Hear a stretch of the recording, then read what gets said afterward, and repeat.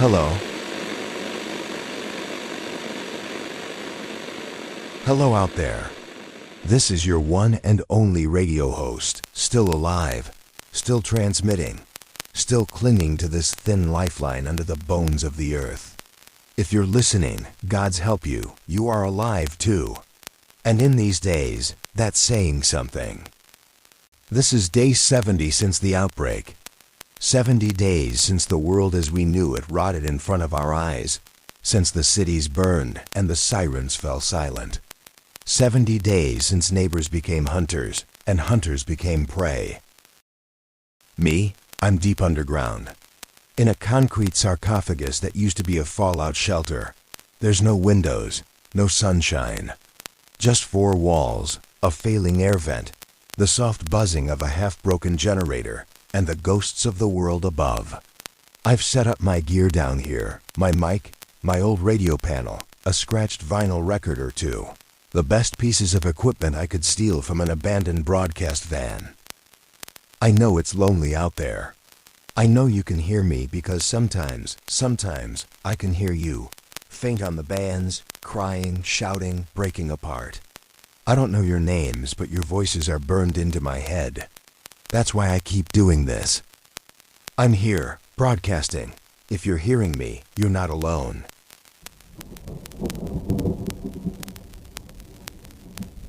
Let's get you up to speed, dear listeners. Near the middle of the outbreak, after the virus first spread through our cities like a wildfire, the authorities tried to fight back. I'm talking about government scientists, paramedics, doctors, even your cousin who flunked out of nursing school but showed up with a clipboard anyway. They built field labs. They set up mobile hospitals. They tried to fix what they'd broken, tried to find a cure for the virus before it consumed every last living heartbeat on this earth. They had one problem. Well, 100,000 problems, but let's focus on one. They needed live infected subjects. So they sent in soldiers. Squads of young, fresh-faced kids who still smelled like their mother's laundry soap. And mercenaries too. Grim-eyed war junkies with tattoos and old bullet scars.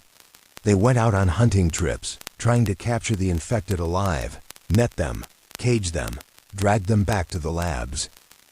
And oh, the stories I heard on the radio about those hunting trips. I heard a team of 8 soldiers tried to bring in an infected mother who was still clutching her child's doll in her cold, clawed hands.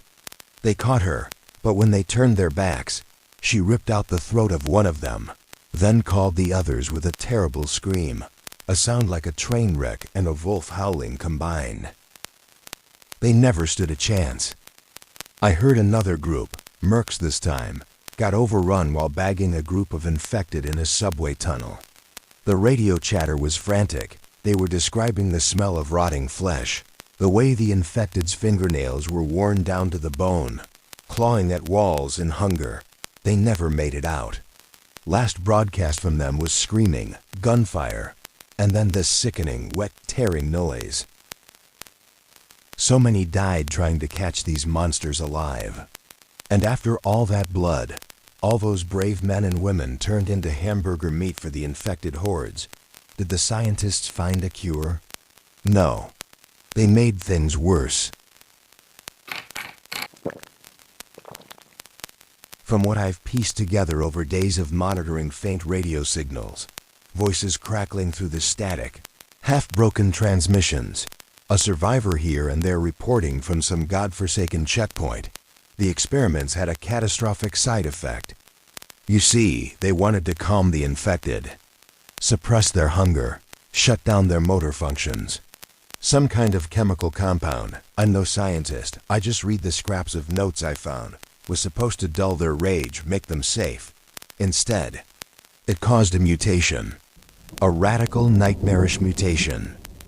Instead of pacifying them, the chemical somehow stimulated their brains, reignited dying neurons in just the worst possible way. Their higher cognitive functions started switching back on. They remembered how to move, how to open doors, how to climb ladders. And worst of all, they learned to mimic voices. Yeah, let that sink in. They can mimic. They can sound like a crying child, a desperate mother, a friend calling your name from the shadows. I've heard them do it myself. Once, during a supply run, I heard what I swore was a kid screaming for help in the woods. But it wasn't a kid. It was one of them, half its face rotted off, bent backward like a broken puppet, imitating the wail of a lost child. I'm telling you, if you hear someone calling for help and it feels wrong in your gut, trust that gut. Run. From the radio chatter I picked up, I think it happened something like this. One of their field labs, trying to test that compound, rounded up a group of infected for sedation trials. But the serum triggered the mutation almost instantly. Infected bodies that should have been twitching like ragdolls on a gurney started to think again. At least enough to scheme. Enough to escape. They broke free of their restraints, tore the lab workers to pieces, and infected the entire team with the mutated strain. And that was it. The newly mutated virus, smarter, deadlier, able to pretend, was loose on the world. Just our freaking luck, listeners. Just our mega freaking luck. 2 days ago, let me tell you what happened to me, because you might need to know. I was running low on food, water, all the usual essentials. The bunker stores are finite. And the generator needs occasional fuel, or I'll be talking to myself in the dark forever, so I risked it. When I crawled up the hatch, the sky was smothered in gray, heavy clouds hanging so low I felt like I could scrape them with my knife. I moved slow, keeping to the tree line. The world was quiet, a predator's quiet. I headed for a gas station convenience store, a half-mile from here.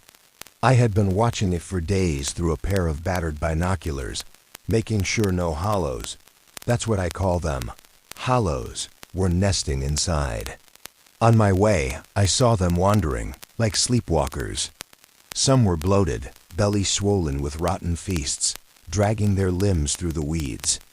Others, disturbingly thin, ribs sticking out like fence posts. Maybe they have a pecking order, a hierarchy, who gets to feed first. Maybe the big ones bully the skinny ones.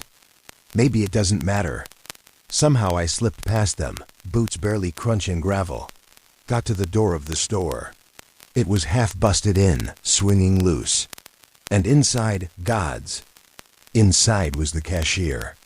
I think he was young once, maybe 22, 23 tops. A college kid working night shift to pay for textbooks. I couldn't tell for sure. Most of his face had sloughed off, the skin hanging in tatters, and his lower body. Well, half his lower body was gone. Looked like something had chewed him up to the waist and spat him out. And he was still moving. Crawling. Dragging himself across sticky tile floors, one arm missing, the other clutching at empty air. Moaning softly, almost as if praying. I did what I had to do. Steel is mercy. Steel is kindness. I drew my machete, swung hard, took his head clean off. I couldn't risk him crying out, drawing more hollows. And I couldn't leave him to suffer. After that, I gathered everything I could find. Cans of soup, dried jerky, a few bottles of water, some cheap chocolate bars. Anything with calories. I packed it all into a battered shopping trolley, careful not to clatter the wheels too loud, and made my slow retreat back toward the hatch. If you're hearing me, remember, never leave your safe place unprepared. Always carry a blade. A sharp machete, a sword, a fire axe if you can find one. Guns? Sure, they'll kill, but they also sing to the hollows. Noise is death. Sound draws them like moths to a flame. One hollow howling is all it takes. Before you know it, a swarm is on you. Clawing, biting, tearing, breaking. So save the guns for emergencies. And keep this in mind too. Their eyes, the infected's eyes, are mostly rotted away. Some are half melted in their skulls, others milky white. Blind to the world. But that means they hear. They hear everything. Their hearing is sharper than a wolf's. One snapped branch, one clumsy step, one panicked breath, they'll be on you. And if they howl for help, their friends will come running, drawn by the noise, hungry for the smell of your warm blood.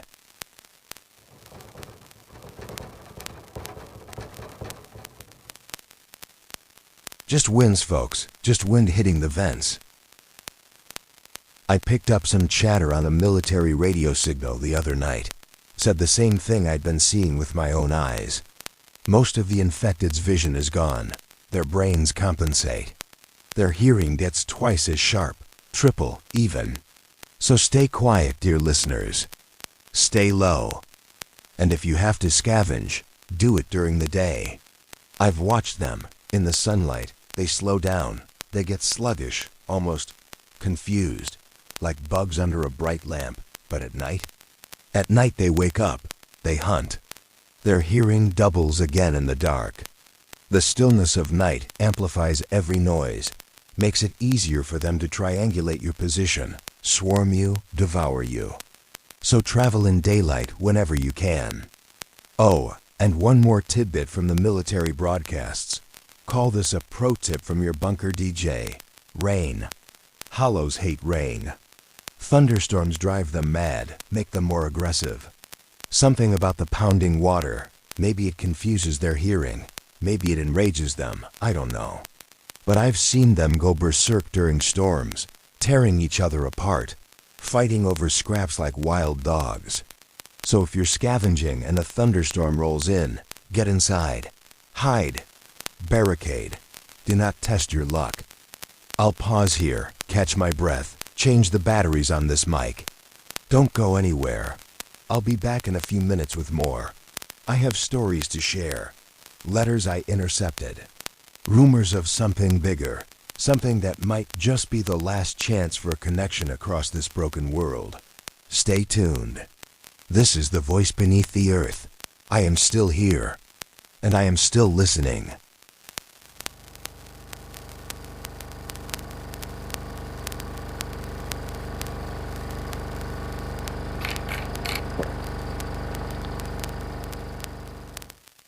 Okay, I'm back.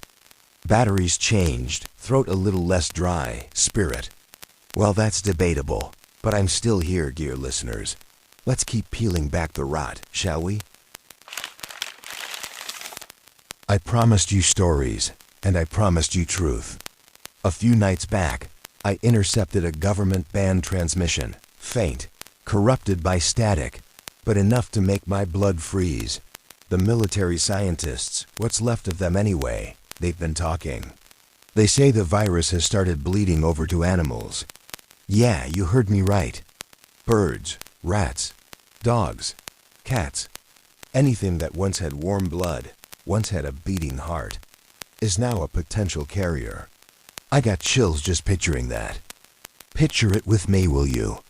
A murder of crows overhead, black as night, eyes glowing with rot, swooping down on a corpse and tearing it apart. Feeding, then spreading the virus in their talons and beaks. Or the neighborhood stray dog, the one that used to wag its tail and beg for scraps, now howling with a shredded throat, its teeth black with decay, sprinting at you faster than any infected human ever could. The infected ecosystem is evolving. I don't say that lightly. It is evolving. That means the rules we thought we understood about infected behavior. Out the window. If you're holed up in a cabin, thinking you're safe because you barricaded the road, think again.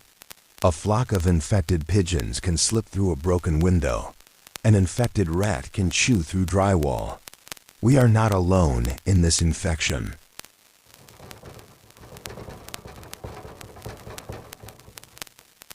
Sorry, had to check. Every time I mention those birds, I feel like they're listening, scratching at the roof of my little bunker, waiting to crawl inside.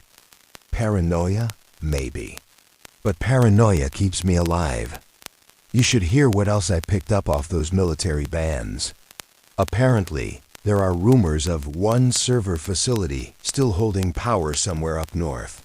A data center running on auto-fed solar banks protected behind automated fencing.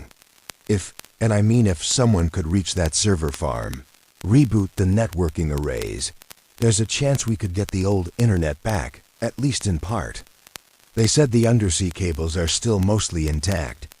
Just no data on them, because the server hubs are offline, lost to power failures or sabotage or infected breaches. Can you imagine that, dear listeners? After months in the dark, being able to send a message, any message, out to the world. If there's anyone left to hear it. There was a time, a few weeks ago, I would have thrown down everything and run for that data center, guns blazing, desperate to light up a satellite link. Now, I've learned how precious a quiet night is. How precious a night not spent with something clawing at your door can be. So if you're thinking of going for that data center, do it smart. Scout, map your path, gather resources, and do not, I repeat, do not, trust every human you meet along the way. Because I've heard another rumor. Some people have decided to join the infected, not in the sense of infection, no, but in spirit. They wear the blood of the infected, smear it on their faces, dress themselves in rotting skins. They believe the virus is the next stage of evolution, that only those who accept it will survive the cleansing. They call themselves the disciples of the hollow. Yeah, let that settle in. They worship the virus. If you run into them, don't expect mercy. Don't expect reason. They are every bit as dangerous as the hollows themselves. Humanity always finds a new cult, doesn't it? Even at the end of the world, there's some clown who'll start praising the very thing that's eating us alive. You know what? Let me change gears for a moment, dear listeners. I want to give you a survival rundown. You might have heard this before, but repetition saves lives. Drill it into your skull. Pass it along to anyone you find. Teach your kids if you still have kids. Rule 1. Stay quiet. Noise is the beginning of death. Rule 2. Daylight is safer. Hollows slow down in sun, but grow sharper in the dark. Rule 3. Rain is chaos. It makes them violent, frantic, unpredictable. Rule 4. Always carry a blade. Guns should be your last resort. Loud, impossible to muffle. An instant beacon to every hollow within a mile. Rule 5. Check every corner, every vent, every drain. The infected are not stupid anymore. If you think they can't climb, think again. Rule 6. Burn the bodies. The virus can still linger in flesh even after the brain is destroyed.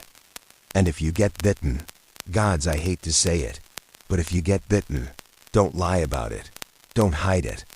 You will turn, and you will kill the people you love. Tie your affairs in a bow. Say your goodbyes, and end it yourself before it ends you. I know.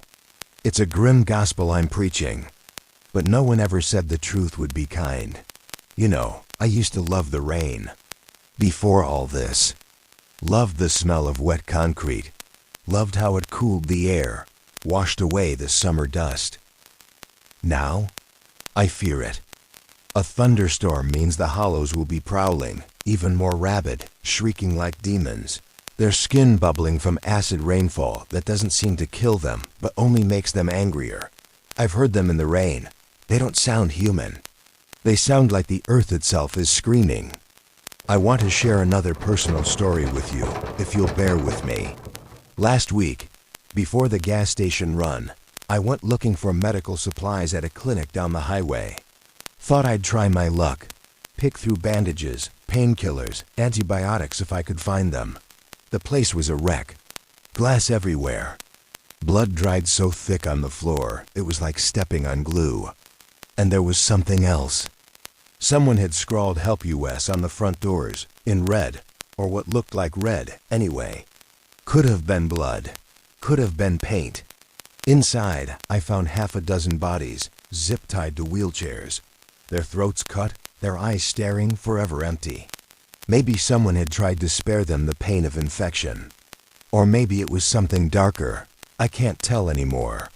But one of them, gods, one of them still had their wedding ring on. I took it. Don't judge me. I took it. I keep it on my mic stand now, here in the bunker, as a reminder. A reminder of what mercy costs in this world. You want to know something funny? That wedding ring keeps me sane. Because it proves that someone, somewhere, once loved enough to make a promise. Even if the world devoured them, they made a promise. That's the only thing I can hold on to down here. All right. Enough waxing poetic. You didn't tune in just to hear me get sentimental, though maybe you did. If you're starved for a voice, I'll give you one. I want to read a letter next. Yeah, a letter. I collect them. Scavenged from mailboxes, dead hands, broken envelopes. Words matter. I'll read them to you, and maybe, just maybe, the souls behind these letters will find a new life through our broadcast. Here we go. First letter, dated, who knows? The date is smeared, but the name is still there. Sarah, if you are still out there, I made it to the bridge. I waited 3 days. They never showed. I'm sorry, I couldn't stay any longer. I left food for you in the locker under the stairs. Please don't trust the soldiers. They shot Ben when he tried to get through. They aren't saving anyone. They're only protecting themselves. If you find this, follow the river. It's safer that way. I love you. I'm sorry. I'm so sorry. If Sarah is out there, if by some miracle she's alive and tuned in, there's a message for you, Sarah. Follow the river. This is what I mean, dear listeners. These voices, they matter. They keep us human.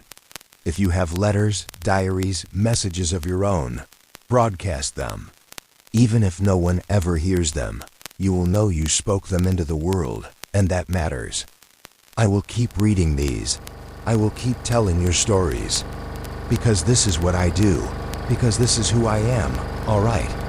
Let's keep moving. I have more stories, more notes, more of this terrible truth to share. I'm not going anywhere. Neither should you.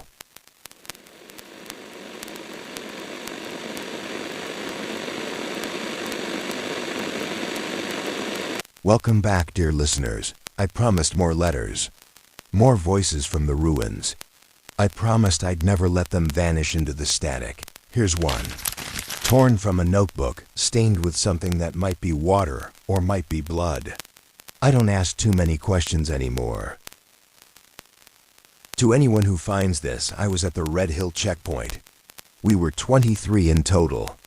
They told us to wait for evacuation. Days passed. We ran out of water. One night they came. The ones that could talk. The ones that sounded like us.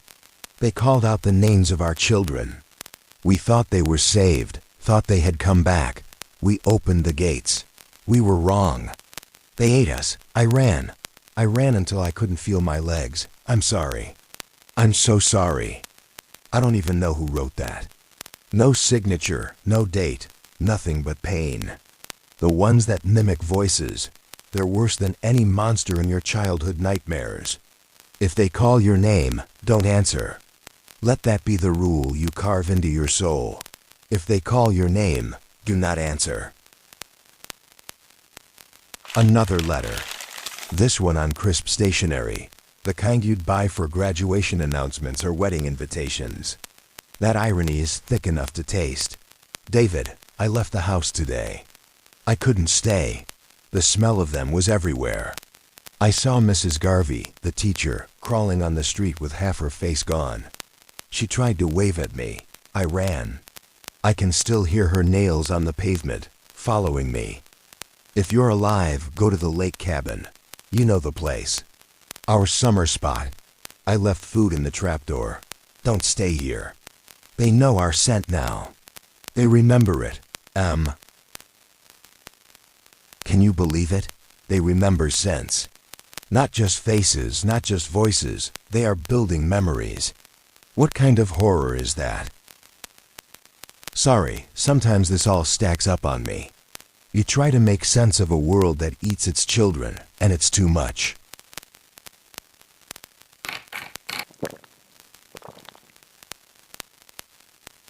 I know some of you out there are running low on hope. Trust me, I know that feeling.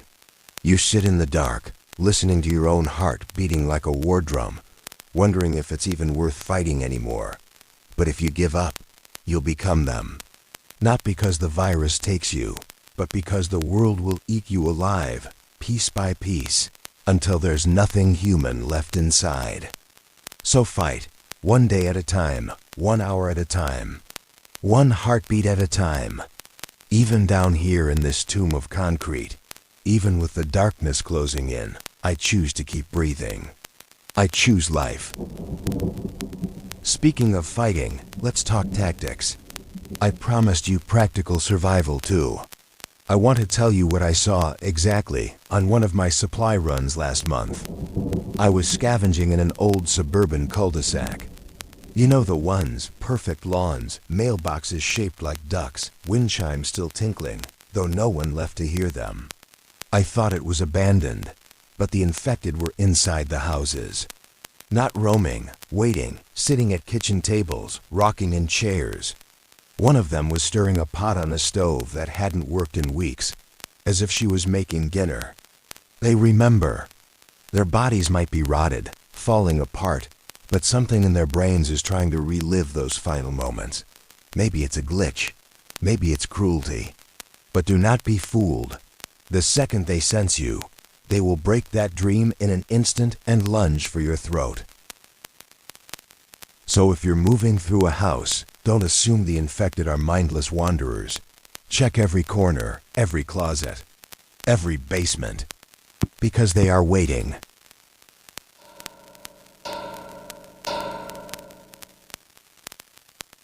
One moment.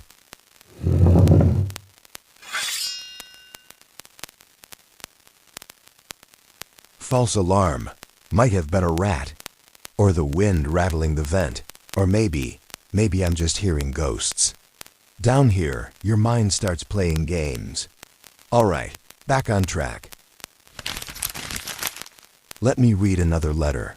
This one feels different, almost hopeful. Dear Dad, I don't know if you'll ever get this, but I wanted you to know I made it out. We stayed in the storm drains for 3 days. The infected don't like water flowing over them. It's cold and dark, but it kept them away. We're going to try to get to the mountain cabins next. If you hear this, meet us there. I love you, always, Ellie. Ellie, if you're listening, I hope your dad hears you. I hope the mountains are kind to you.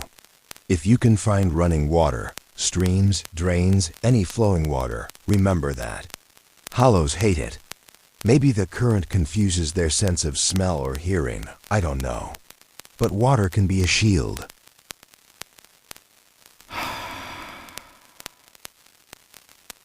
See, it's not all hopeless. There are ways to adapt. Now let me give you another heads up from a radio intercept I picked up about 2 days ago from an offshore naval relay. They said something about a code black evacuation.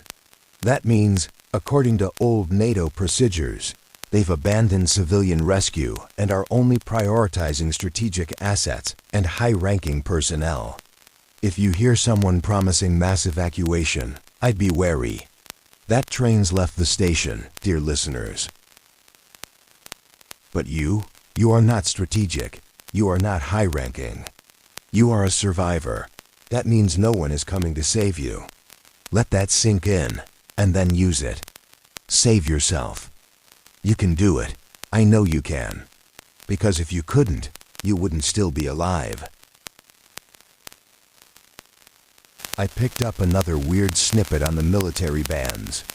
Something about a priority cargo being moved from a facility in the Rockies down to a secure lab on the Gulf Coast. They wouldn't say what it was, just that it was essential for species survival. Species survival. Now I don't know about you, but that makes the hair on my neck stand up. Is it a cure? A super weapon? Or something even worse? I don't have answers, only questions. But I'll keep listening.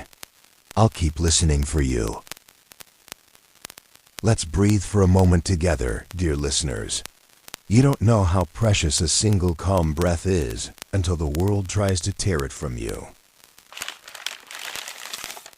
All right, I've got one more letter for this segment. To my daughter, I'm sorry I couldn't be stronger.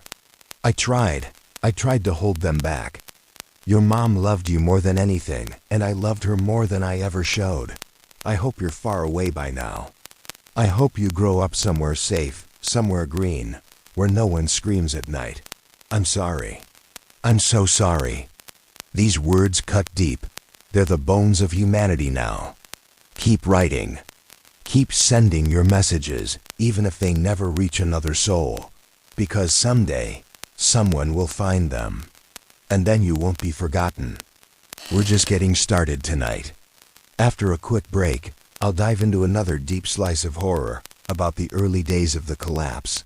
The cities burning, the riots, the infected flooding hospitals like rivers of flesh. Stay with me. Don't change the frequency. Don't fall asleep just yet. This is the voice beneath the earth. I am still here, and I will keep telling the truth.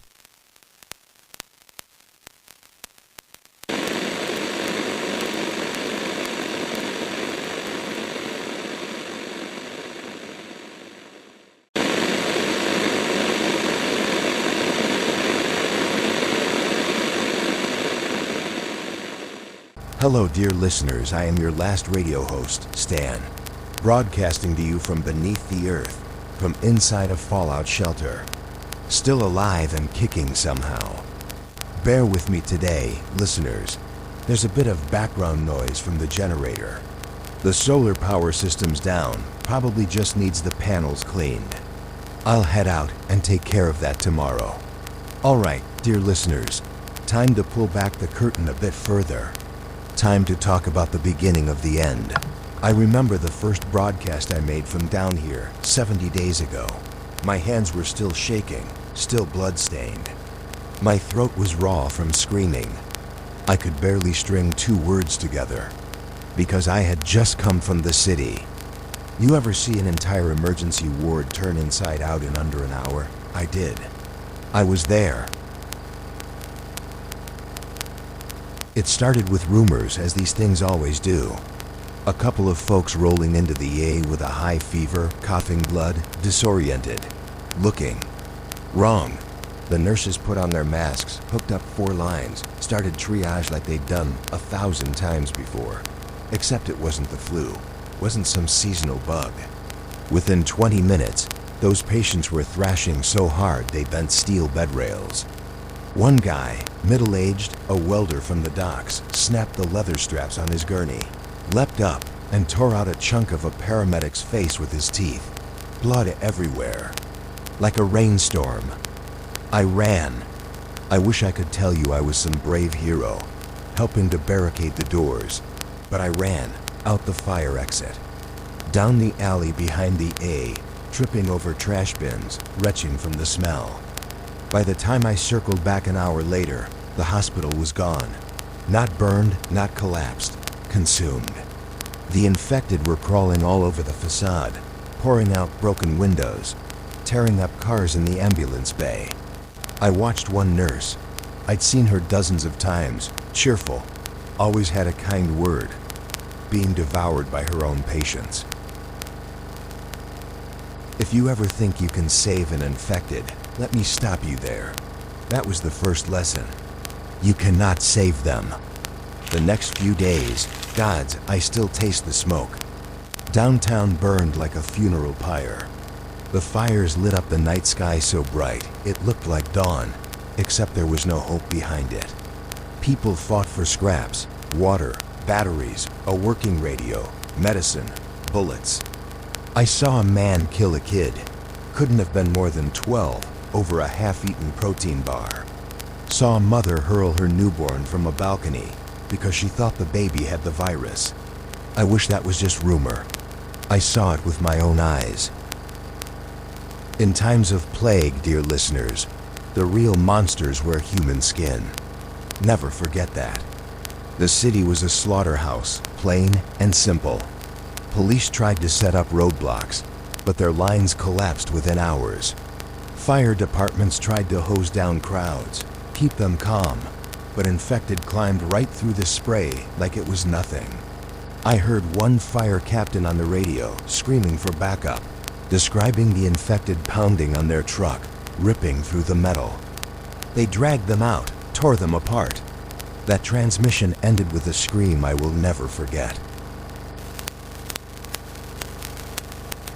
They told us to shelter in place, barricade, wait for help. Help never came.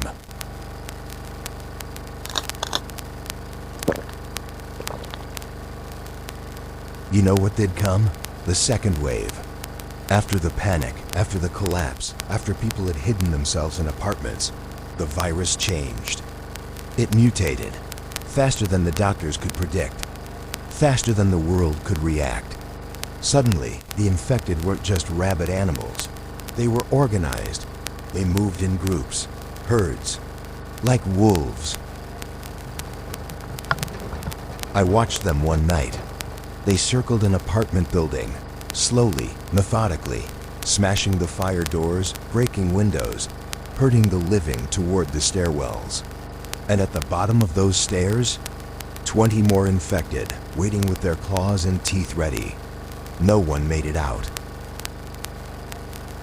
That's when I knew no one was coming to help. No army, no rescue squads, just us, alone. And that was the day I ran. Ran for this bunker, for these four walls. But there are still stories worth telling.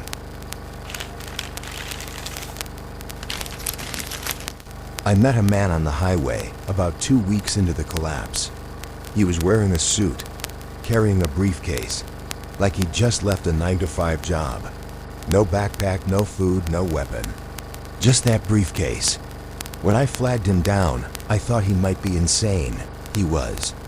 He opened the briefcase, showed me stacks of $100 bills. Said, "This will buy me a seat on the evac chopper." I almost laughed, but I didn't. I just shook my head and walked away. He didn't last another day. Money, what a joke now. All the gold, all the stocks, all the worthless paper. None of it buys you a single sip of water when the world ends. You know what does buy survival? Trust. Community. If you have a team, protect them. If you have a friend, guard them with your life. If you have a family, never let them out of your sight. People will keep you alive longer than any bullet or bunker. Don't forget that. Speaking of people, let me share another broadcast I intercepted. It came from an old community radio tower outside the city. Some brave soul was still transmitting, like me. This is a message for anyone within range of Channel 42. We are safe at Cook Hollow Farm. Repeat, Cook Hollow Farm. We have food, fresh water, and the perimeter. Do not come at night. Do not come during storms. We will not open the gates then. God bless. Stay safe. That was about 10 days ago. I haven't heard them since. If you're out there at Cooked Hollow and you're still alive, know that I'm rooting for you. You're braver than you'll ever know. All right, let me shift gears again, dear listeners. I want to talk about the firestorms. When the cities fell, the military thought they could cleanse the infected with fire. Napalm, white phosphorus. Block after block, incinerated. I saw entire neighborhoods turn to glass. Playgrounds melted into lumps of plastic. Cars fused to the roads. Bodies burned so thoroughly they crumbled into bone dust on the wind. And it didn't stop the infection. You cannot burn hunger away. You cannot burn hate away. All they did was make refugees of the living, drive them from one smoldering hellscape to another. That's why I tell you to stay hidden. Let them fight. Let the soldiers and the infected chew each other to pieces. You, dear listener, you endure. There's a story I heard from a woman on Channel 21. She said she was in a refugee convoy. The army promised them food, promised them safety. Then an infected child got through the checkpoint, bit a soldier. Panic spread faster than wildfire. The soldiers shot everyone. Everyone. That's what panic does. That's what fear does. So remember, stay calm, stay quiet, stay smart.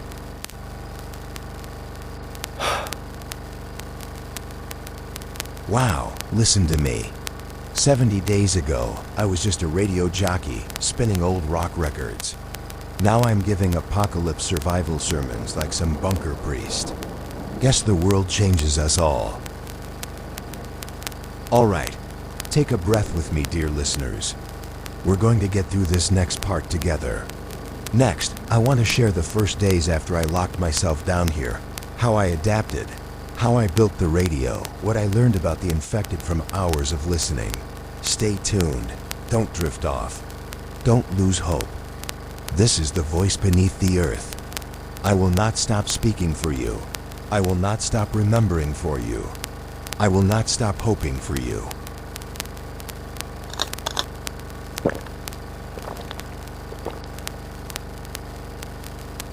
Okay, let's go back to the beginning, dear listeners. My bunker days.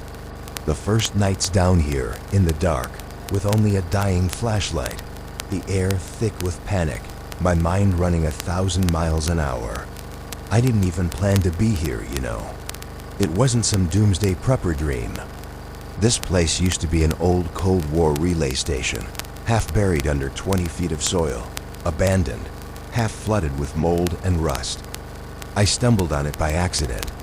Day one, I was just running.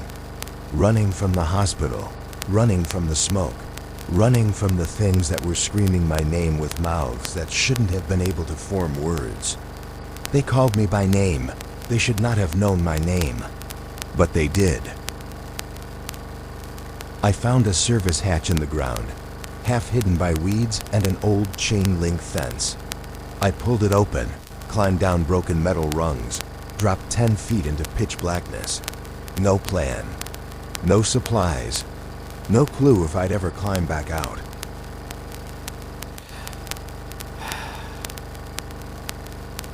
That was the beginning. I spent the first 48 hours in total darkness. My flashlight died on the second night, and I couldn't risk using my phone's light because the battery was all I had to maybe, just maybe, call for help. I sat there, back to the wall, machete across my lap, every creak and groan of this bunker echoing like a scream. I didn't sleep, couldn't. Every time I started to drift, I'd hear something moving through the tunnels above. Sometimes they would tap on the bunker's air vent, almost politely, almost like they were knocking to come in. I kept the hatch sealed, didn't breathe too loud, didn't dare cough or cry. The next day, I had to get moving. I found the old generator, sitting in a steel-walled alcove, covered in a carpet of spiderwebs. There was still fuel in the reserve tank, some ancient, foul-smelling diesel, but it worked. When I cranked that thing alive, the bunker lit up for the first time.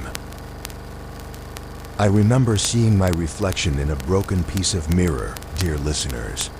I was covered in dried blood, hospital scrubs torn open, a wild look in my eyes like an animal cornered. That was the first time it really hit me. No one was coming. I cleaned the place up, best I could. The bunk was covered in mouse droppings. The comms gear was rusted through in parts, missing wires, but the old radio had a partial frequency list scrawled on a sticky note. That sticky note saved my life. I rebuilt the broadcast system piece by piece, cannibalized parts from dead shortwave receivers, ran twisted copper lines through the walls, and I got this old mic working. This mic is my lifeline now, my heartbeat, my proof I still exist. Food was a problem. I had nothing.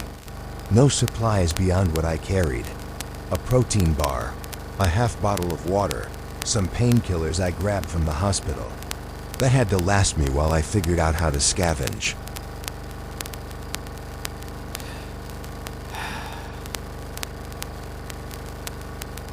First scavenging mission was a nightmare. I had to slip past the hollows. Their eyes, what's left of them, track you like a hawk. They can't see you clearly, but they know you're different. They know you smell alive. I timed it for daylight. They get lazy in the sun, like dogs panting after a long run. I crept up the hatch, crawled on my belly for 30 yards to the tree line, then sprinted to a burned-out strip mall. And you want to hear something that still haunts me? Inside the grocery store, there were infected, but they weren't moving. They were sitting at the checkout counters, staring straight ahead, like they were waiting for a cashier to ring them up. I stepped past one, so close I could smell the rot coming off her skin, the way it peeled back from her teeth. She didn't move, didn't even blink, but I made a mistake. I kicked over a soda can. The sound was like a bomb going off. In an instant, every single one of them turned toward me, teeth clicking, necks jerking in unnatural ways. I ran, dropped the basket. Didn't even bother trying to grab more than a couple cans of beans. Ran until my lungs burned. That was my first lesson about noise. I've told you before, dear listeners, keep silent. A dropped bottle cap can get you killed. After that, I trained myself, learned to move quiet, taped cloth around my boots so I wouldn't squeak on tile. Practiced sliding doors open slow enough they made no sound. You have to think like prey, because you are prey. That first week, I scouted what was left of my neighborhood. It was a ruin. Cars crashed into lampposts, children's toys scattered in the streets, stray dogs tearing into garbage. And the smell, gods, the smell of meat gone bad in the summer sun. That's a scent you'll never forget. Day by day, I mapped it out. Marked which houses were empty, which streets were clear, where the infected seemed to nest. I watched them, like a scientist, like a hunter studying wolves. They have patterns. Some of them cluster around former gathering places, malls, churches, schools. It's like some dim instinct pulls them to where they used to find safety. Other packs roam randomly, hunting by sound. And there are always a few loners. They're the worst. The loners are quiet, patient. They listen. If you see a hollow alone, be afraid, because it is listening for you. I started to understand them. That was my survival strategy. 70 days later, I'm still here. Maybe that means I was right. I kept notes on their behaviors. Here's what I wrote, straight from my logbook, day 7 after the collapse. Hollows gather at intersections near dusk, seem to circle each other, then break apart at random intervals. Possibly pack behavior, maybe testing a hierarchy. One infected watched a rat for 3 minutes before crushing it and eating it. Others ignored the rat, confusing. Observed mimic behavior again. Subject called out for Susan. No Susan present. Confirm mimic voice. Sounds human but speech is broken, like a scratched record. I reread these notes sometimes to remind myself I wasn't imagining it. They learn. That's the worst of it. They adapt. If you think you're safe because you outsmarted them once, think again. Next time, they will remember you.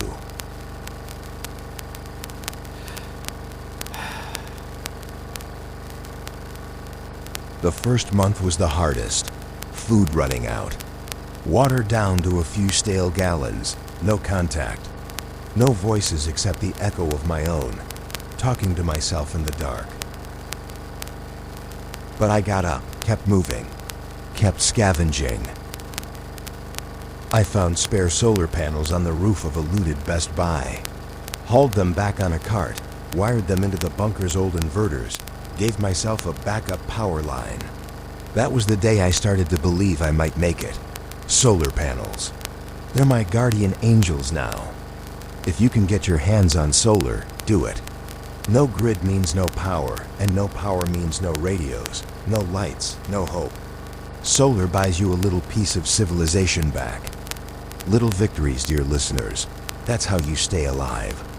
Not giant heroics, little victories, a working water filter, a sharpened blade, one more can of beans, a day without hearing screams. These things are enough. All right, I'm going to switch gears again in a moment. Next, I'll share the earliest radio messages I intercepted, the panicked military calls, the desperate final police broadcasts, the parents trying to reach their kids before the phones went dark. Stay tuned, stay with me. I will never leave you alone in this silence.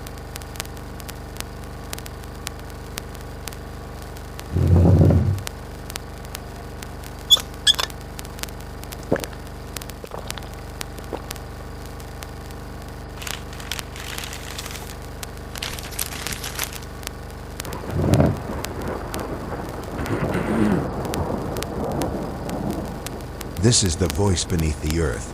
I am still here. And I am not done yet. You're still here, dear listeners, so am I. I promised you I'd share the early broadcasts, those frantic voices that burned themselves into my brain. The day the grid collapsed, I scrambled to pull in anything on the dial. I want you to hear them, because they mattered. Because they were people. All units, this is command. Perimeter is down at Sector 12. Repeat, Sector 12 is breached. We are requesting fire support to contain breakout. Negative on air support, negative on evac. Prioritize strategic retreat. All civilians to be abandoned. This was a recorded transcript from a military channel. That was the first time I heard the word abandoned come across official radio. It felt like a punch to the chest. Here's another one. A police band, maybe the last of the city patrols. We have a situation at the children's hospital. They're climbing the walls. They're climbing the walls there. They're using each other to boost up. They're tearing the windows open for the love of God. Get us out.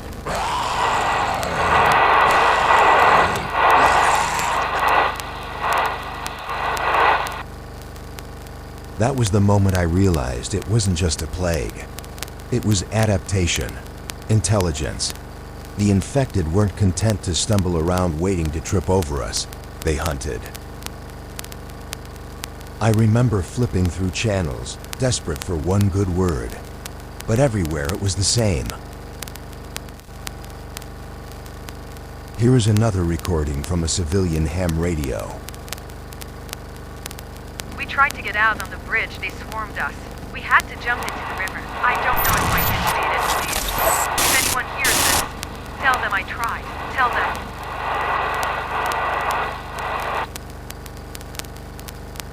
They're pretending to be normal. Pretending to talk. They tricked my neighbor into letting me. Now I'm going to them. I can hear them downstairs. They're talking in her voice. Let me say this one more time. If you hear a voice that feels wrong, do not open the door. Even if it sounds like your brother, your lover, your mother, do not. They mimic. They steal voices. They do not feel. I know that's brutal. I know it sounds like I'm telling you to stop being human. But these things out there, they are no longer human. I kept listening, hour after hour. Another, a National Guard unit, clearly overwhelmed. This is Charlie Delta Actual. We are being overrun. Repeat, overrun. They're coming through the concertina wire. They're climbing. They're ignoring the gas. Chemical didn't work. I'll say again, chemical did not work. We are pulling back to fallback echo. They tried everything. Bullets, flamethrowers, tear gas. Nothing slowed them for long.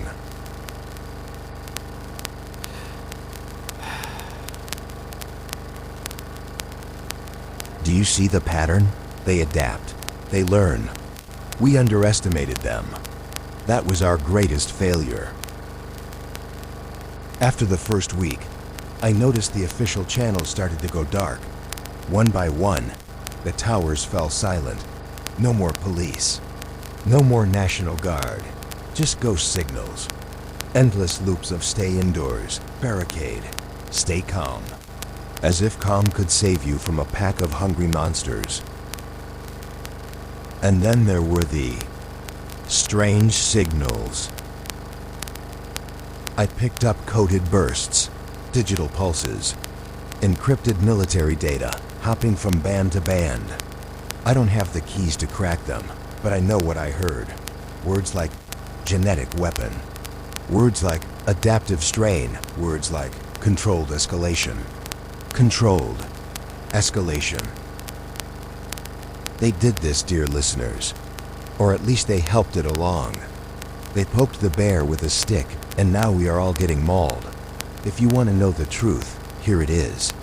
I think the first virus was bad, but containable. But then they started experimenting, lab trials, field trials, trying to cure it, trying to suppress it, maybe even trying to control it. And they made it worse.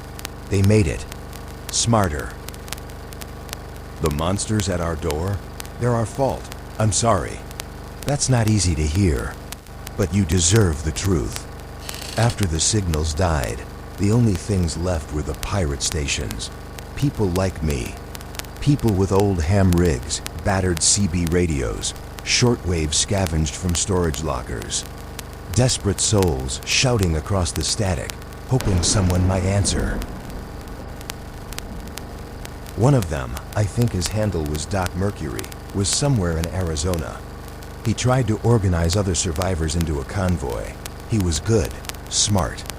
Knew medicine, had field hospital experience. Every night he'd broadcast first aid tips, how to break fevers, how to set a broken arm. Kept dozens of people alive.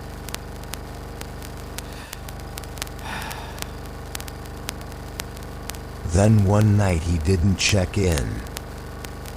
I still wonder about Doc Mercury. If he's out there, if you ever hear this, Doc, I remember you. These pirate stations, they were the real lifelines.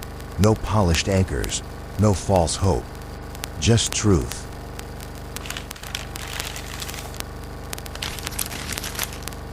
I wrote down one of Doc's last messages, word for word. If you are bitten, it is over. There is no cure. Don't lie to yourself. If you love your family, do not go back to them.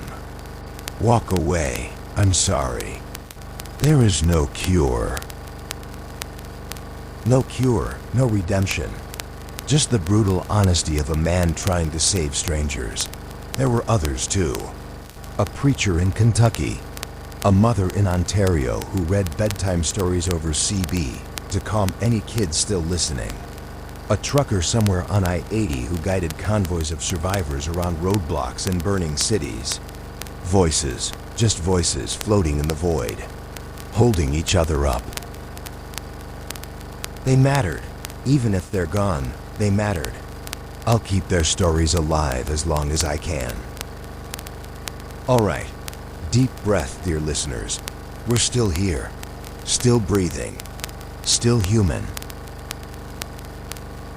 Next, I want to share what happened on my third week down here, the first time the infected found my hatch. How I fought them off, how I nearly died, and how I learned for sure they were evolving. Stay with me.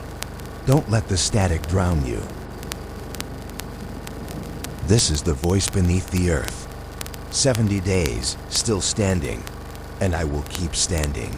For you, for all of us.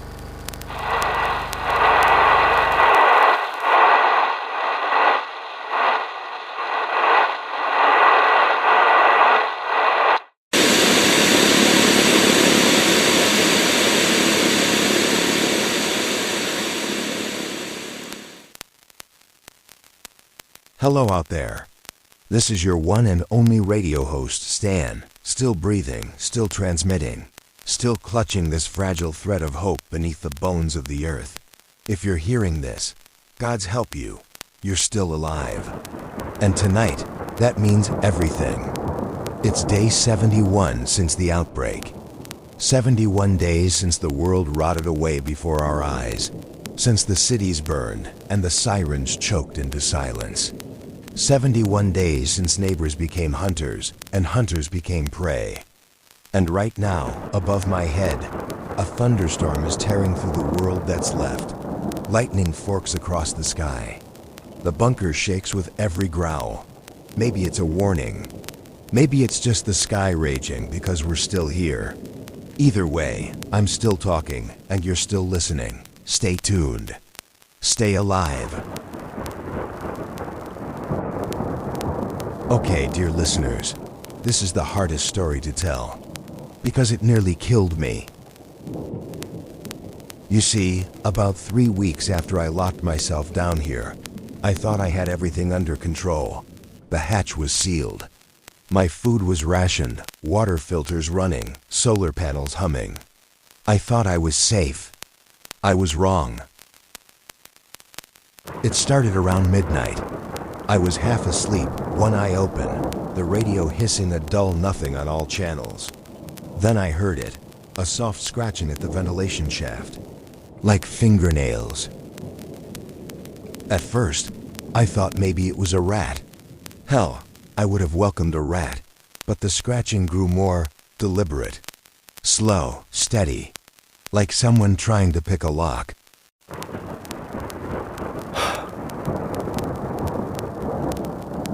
I turned off every light, held my breath, listened. Then I heard it, a voice, my own voice, coming from the vent. Open up, it's safe. You can come out.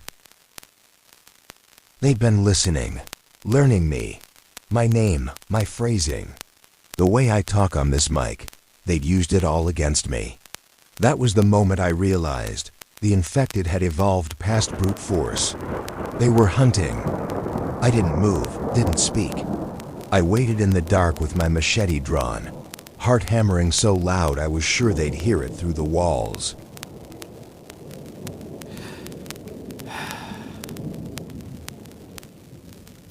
Then the scratching turned to pounding, metal on metal, like something slamming a crowbar against the vent slats. They were trying to break in. I ran to the tools locker, an old fire axe from the generator station, and braced it against the vent hatch. They kept hammering. The grate bent inward, metal screaming in protest. I could see their fingers through the slots, gray and rotting, nails split to the bone. Reaching. And then, I heard them laugh. Not a human laugh. Not a warm, belly-deep laugh. A high-pitched, stuttering mimicry, like a tape played backward. It was my laugh. They were using my own voice to torment me.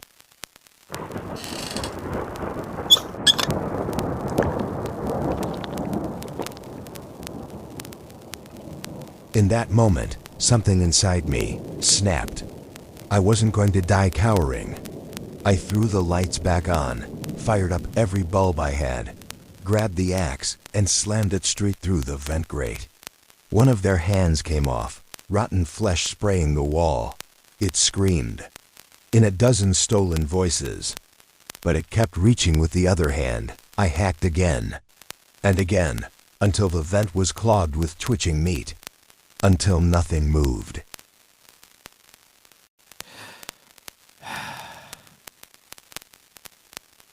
That was the night I learned. They will test you. Probe for weakness. Wait for you to drop your guard. Never give them that chance. Not for a heartbeat. After I cleaned the mess, I reinforced the vents with welded steel bars I salvaged from an old fence. Took me 3 days. 3 days without sleep. Every time I closed my eyes, I heard my own voice whispering from the darkness. It hasn't happened again since, but I know they're still out there, listening, learning. I'm telling you this because you might have a bunker of your own someday, or a safe house, or a panic room. Don't trust it blindly. Don't think brick walls make you invincible. They will find you if you let them. Check your ventilation. Check your chimney. Check your drains. They will exploit anything.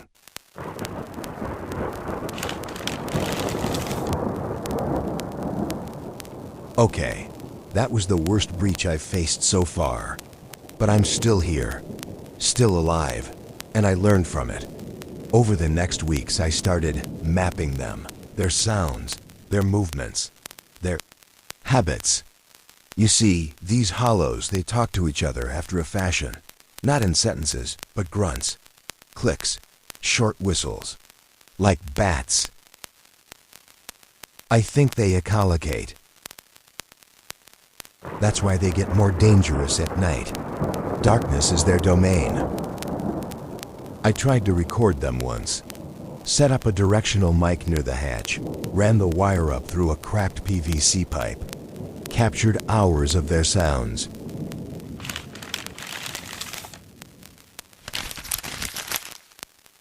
Here, let me read a bit of my transcript. Series of clicks repeated every 2 to 3 seconds, followed by growl, then silence.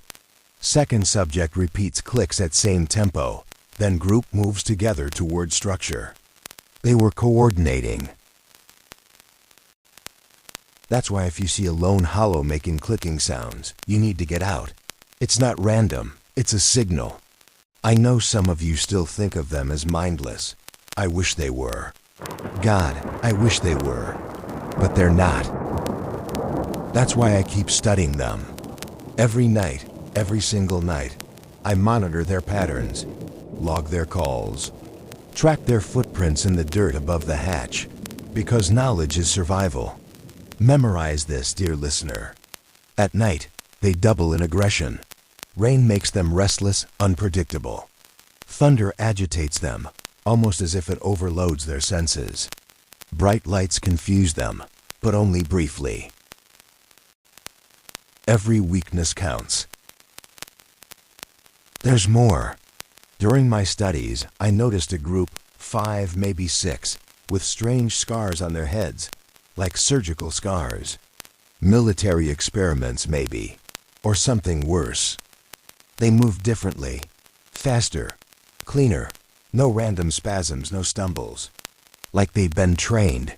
If you see them, avoid them at all costs. They are not normal infected. They are something else. I've heard them called revenants on military chatter. Revenants. Half human, half monster, all killer. If they get inside your shelter, you will not survive. Okay, that's enough nightmare fuel for one moment. I'd kill for a boring old nightmare, wouldn't you? All right, dear listeners, take a sip of water, take a breath. Check your locks, check your weapons, remind yourself, you are still alive. In the next segment, I want to talk about hope. Yeah, hope. And why we still fight. About the things worth living for. The faces, the memories, the tiny sparks that keep us human. Because you need those. Because I need those. Stay with me. The world is still terrible, but we do not have to be. This is the voice beneath the earth. Still here. Still standing. And I will keep talking.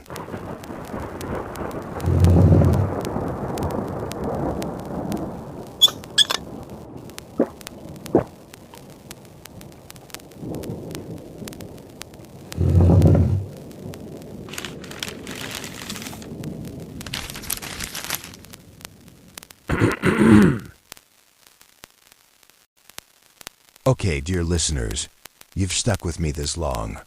Through the horror, through the blood, through the sounds of a world eating itself alive, let's talk about why we keep going, about hope. If I'm being honest, I nearly forgot what hope felt like in those first weeks. Food running out, the vent breach, the cold truth that no rescue team was ever coming. You need something, someone, to anchor you. A reason beyond yourself. It could be your kid's face. It could be your dog waiting at the foot of the bed. It could be the way fresh rain smells on a summer morning. It could be a song you used to love. Even before the outbreak, I'd spend hours messing with my shortwave receiver, talking to people halfway across the globe, piecing together a patchwork chorus of strangers. And here I am, broadcasting to you, still a radio nerd. Maybe that's my purpose after all. I just talk. To no one. Let's talk about maintenance, listeners. I spent the morning reinforcing defenses again, double-checking my barricades, adding extra bolts to the hatch, and inspecting my ventilation covers for weak points. I found some corrosion rust eating away silently in the corner of the main hatch. Even in safety, the world finds ways to creep inside. I patched it with scrap metal and epoxy from my supply kit. Maintenance isn't glamorous, but it's survival. Neglect kills as quickly as the infected. Here's something useful I've pieced together recently. Hollows avoid certain landmarks. Large metal structures, bridges, towers, transmission pylons, they seem wary of those. They flock toward old community centers, stores, and schools. Any place once full of human life is now their nesting ground. Also, I've intercepted something troubling, a broadcast. It came from the east, somewhere in the valley. It wasn't coded. It was human. It was pleading. Please, they came last night. People, not infected. They took our supplies, killed half our group. We're coming back. Please, if anyone hears this, stay away from Miller's Crossing. It's not safe.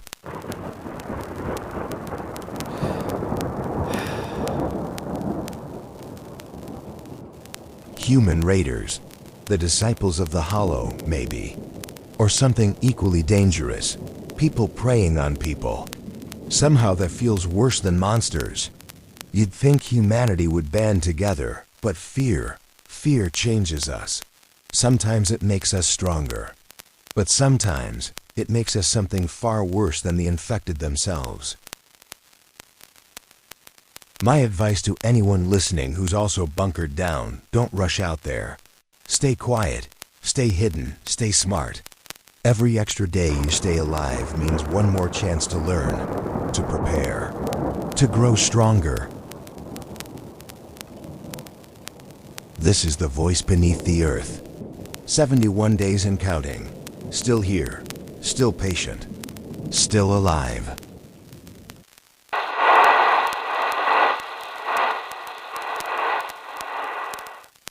Good evening, dear listeners. Day 72 beneath the earth. I'm still here, still safe, and still listening. I want to start today's broadcast with something I picked up overnight. It's a hard message, one that kept me awake, staring at the ceiling, heart pounding in the dark. This came from just east of Miller's Crossing, about 20 miles from here.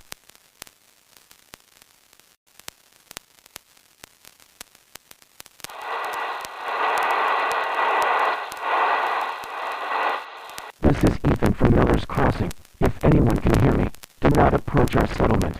They've come back. The raiders. They took everything. Our food, our water, medicine. They took people. We have nothing left. They burned our shelters. We're hiding now in the old school basement. But they'll find us again soon. Please, anyone out there, do not come here. There's nothing left. Save yourselves.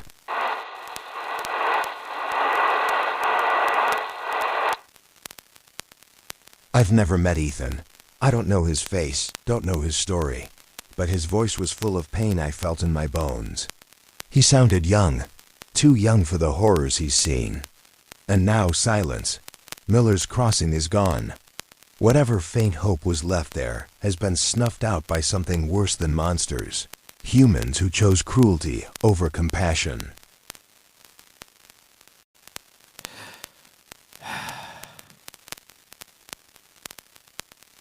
I hate to admit it, but these raiders frighten me more than the infected. The infected are predictable. They hunger, they hunt. But humans? Humans can choose to destroy or to save, and some have chosen to become even darker than the plague itself. The broadcast mentioned they took people. I've heard rumors of groups out there, raiders, cultists, staking survivors as slaves or worse, trading human lives for supplies, or using them as bait to distract the infected. It's sickening. And there's something else. I picked up a transmission, faint and badly distorted, but clearly military in origin, one of the offshore bases, maybe still intact somehow. I spent 2 hours decoding just a snippet. Here's what I got.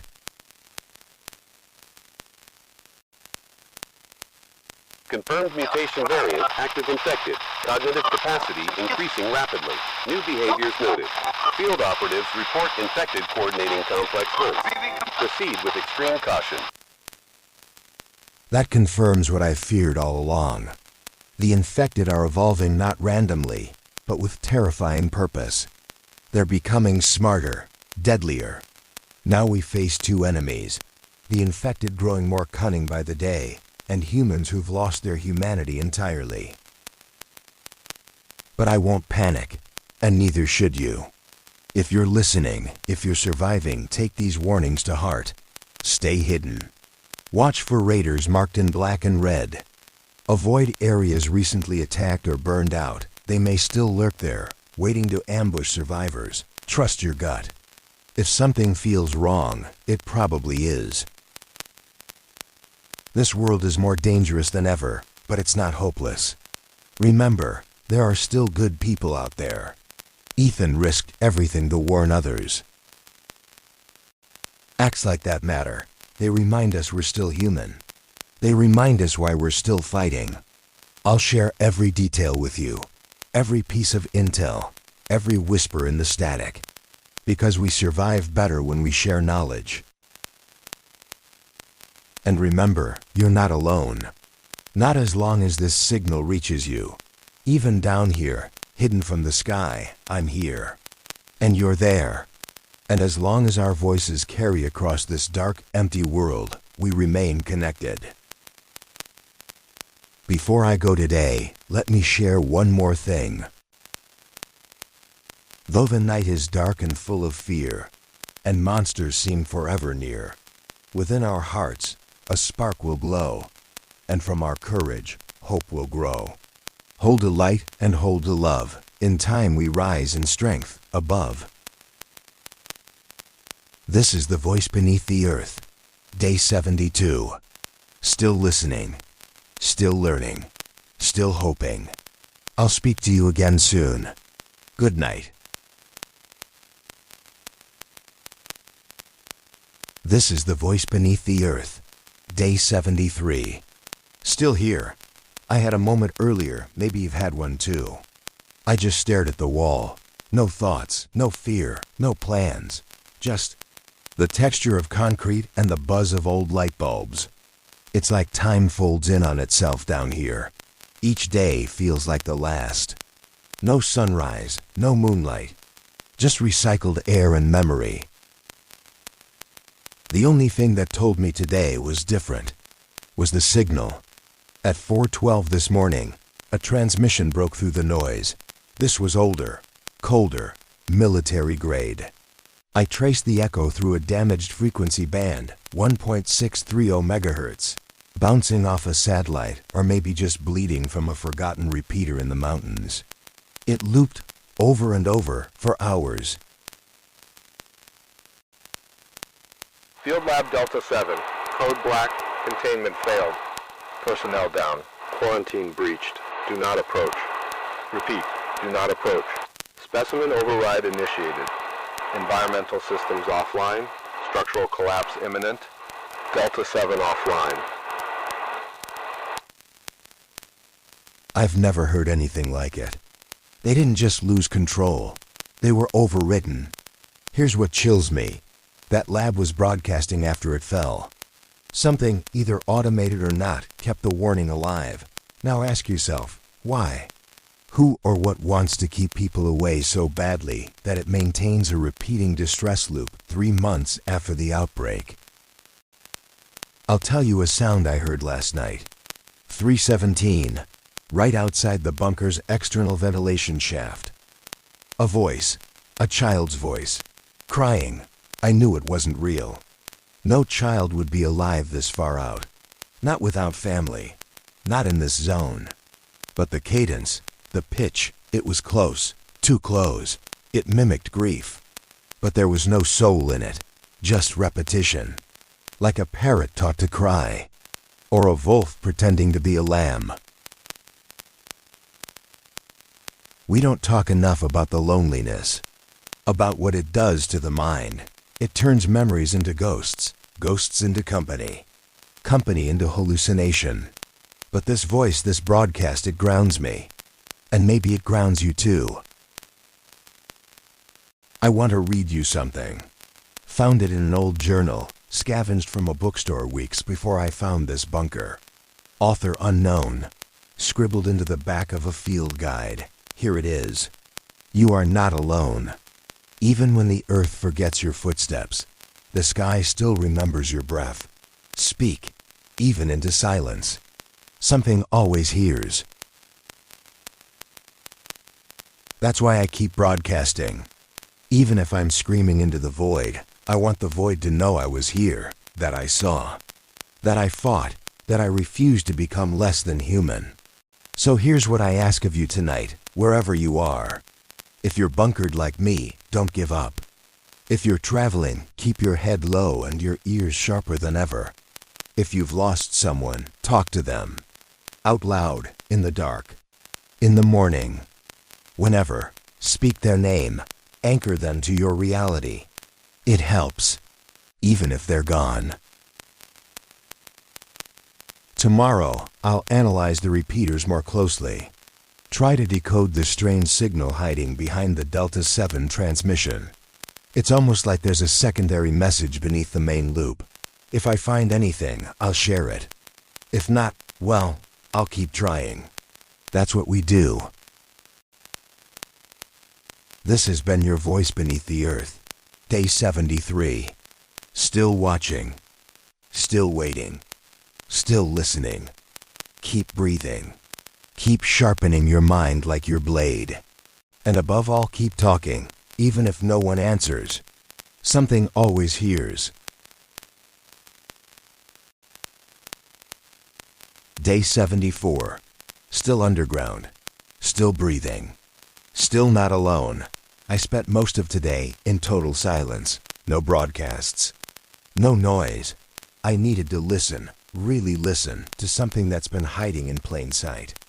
Remember that automated loop from Field Lab Delta 7 I intercepted 2 days ago? Containment failed. Do not approach. It kept playing on loop like a record stuck on terror. But something felt off. I ran the recording through the old signal modulation toolkit in my workstation, broke it into layers, cleaned up the distortion, slowed down the last 6 seconds, and found a second message, hidden beneath the loop, whispered, almost buried. Here's what it says. Project went wrong. Memory post-awareness. Scrubbing inside. I don't know who embedded that message, or how they got it past the automated system. Maybe a dying tech. Maybe a scientist trying to leave a last warning. But memory bleed? Host awareness? It suggests something chilling. Not just viral mutation. Not just physical coordination. Cognitive contamination. We already knew the infected mimic sounds, some copy screens, some repeat names. But what if that mimicry isn't just muscle memory? What if it's memory? What if the virus stores the host's last thoughts, fragments of identity, and then plays them back? I used to believe the infected were mindless. Now I'm not so sure. What if we're not killing hollowed-out corpses, but something worse? Something aware of what it lost? That message from Delta 7 wasn't a warning. It was a confession. Now here's where things get complicated. At 22:40 hours, less than 2 hours ago, I intercepted something new. Not automated, not military. A rogue signal, raw, real, human. To any surviving station, this is Yara Red, formerly of Colony Echo 5-1. I escaped 3 days ago. If you're hearing this, do not trust the broadcasts. They're lying. It's not a refuge. It's a controlled site. They call it a colony, but it's a test chamber. Everyone Everyone inside is being monitored, watched, tracked. The food, the water, it's laced. There's something in it, maonite compounds, maybe. Something that suppresses thought. Memories fade. People forget who they were. Names vanish. Whole chunks of life gone. Some begin repeating words they never said. Words that feel programmed. Familiar but wrong. I only got out because I stopped eating. Hid my pills. Played dumb. Until the night the outer wall glitched and I ran. I've been living in sewers, rainwater and rats. I don't care anymore. Just don't go there. Don't believe their signal.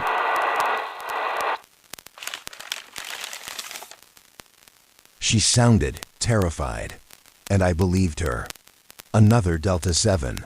Only this time, the test subjects don't know they're infected. I don't know if I believe all of it. Not yet, but I believe she escaped. And I believe the fear in her voice wasn't faked. And I know the military has done darker things in secret labs than anyone cares to remember. We wanted a cure. They wanted a weapon. And now we all pay the price.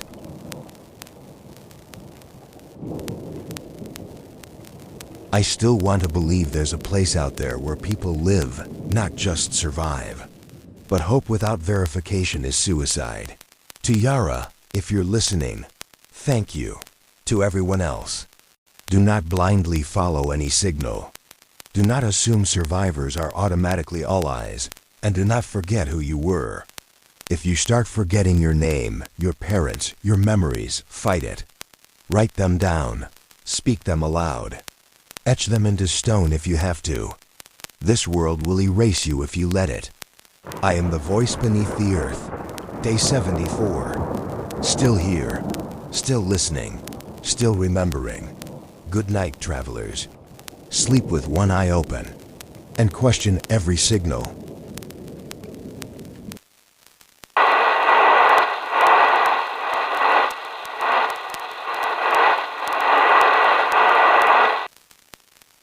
Day 76. Still in the bunker. Still intact. Still fully myself, or at least I think so. Today, I intercepted a signal that shook me. It was faint, looped, distorted like tape warped in fire.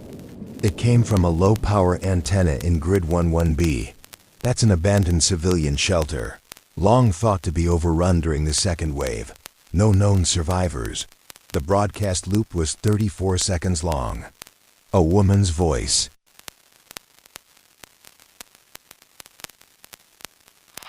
I'm still here, if anyone's out there. I'm in the shelter. Hey, it's safe. They're gone. I boiled the water. I made soup. There's blankets. It's warm. You can rest now. The problem? That voice belongs to Ellie Cord, a known aid worker, and one of the earliest civilian casualties confirmed in that sector. I remember her story. She was interviewed on a UN livestream 2 days before the grid went dark. She died on day 10. There's no way she's still alive. And yet, her voice still plays. So how? Here's the theory. And it scares me more than anything so far. What if one of the infected is the one transmitting it? What if that infected individual, once Ellie, retained fragments of her memory? Enough to repeat the phrases she said while alive. What if she, or what's left of her, remembers comforting people? And now those memories are being broadcast, unintentionally, through muscle memory or triggered recordings from old systems she touched before dying. This isn't supernatural. This is neural residue. Chemical trauma. Muscle memory. Think of it like a broken piano that still plays a song when the wind hits the right key. It's not conscious. It's not malicious. But it's dangerous all the same.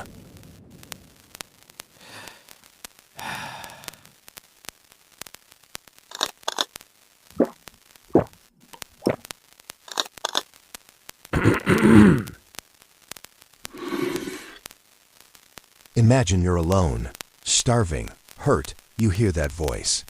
You want to believe it. You crawl toward that shelter. You enter. And there's no Ellie. Just a hollow in a corner. Whispering comfort it doesn't understand. Before it tears your throat out. I spent the next 6 hours tracking similar signals. I found 2 more. One from a firefighter named Marco, repeating, "This way, I'll carry you," over and over. Another from an old school shelter, a woman singing "Twinkle, Twinkle, Little Star." Each one tied to known deceased individuals. Each one attached to a now infected zone. This is no longer about infection alone. It's about weaponized memory. The virus isn't learning how to speak. It's learning how to lure. Not through mimicry of words, but mimicry of who we used to be. So, how do we fight that? We remember better. We remember clearly, and we verify everything. From now on, if you hear a voice claiming to be someone you know, or offering safety, don't trust it until you confirm identity. Use passphrases, personal codes, questions only they'd know. It's not about paranoia. It's about staying alive. Before I go, one final thought. Don't fear every voice. But don't follow every voice either. The infected may remember the things we said in love, in comfort, in safety. But that doesn't mean they are those people. They're echoes. Echoes of the people we used to be. And not all echoes lead home. This is the voice beneath the earth. Still human. Still physical. Still alive. Good night, travelers. Ask the right questions. Trust the right memories. And always, always carry your blade.